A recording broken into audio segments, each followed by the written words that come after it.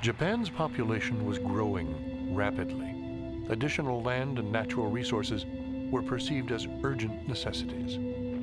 The victories over Russia added a menacing swagger to the growing Japanese population in Hawaii.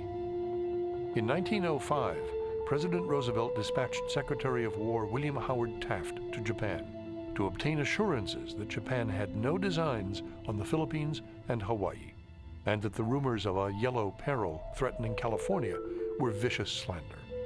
Prime Minister Katsura could not have been more obliging, and then offered one nagging concern: Korea. An unstable Korea could cause all kinds of problems.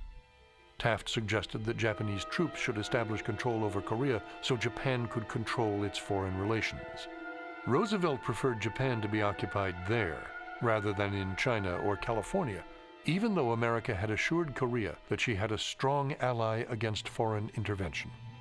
America then became the first nation to withdraw her diplomats from Korea. By 1900, there were 24,000 Japanese living in California.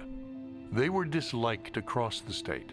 However, the strongest prejudice emerged in Northern California when the Great San Francisco earthquake of 1906 destroyed many schools.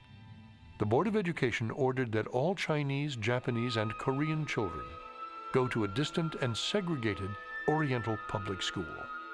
The action was conspicuously obtuse, as the Japanese Red Cross had just sent massive relief for the earthquake victims. The Japanese government strongly protested the segregation of the students. A leading Tokyo newspaper cried, "Stand up, Japanese nation.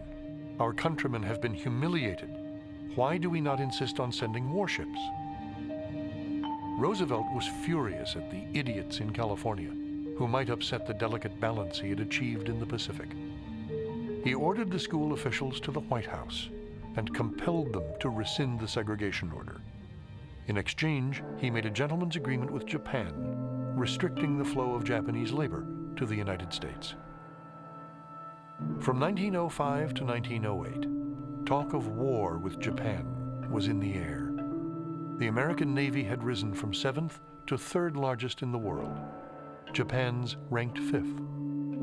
The imperial defense planners in Tokyo saw the United States as a primary potential enemy.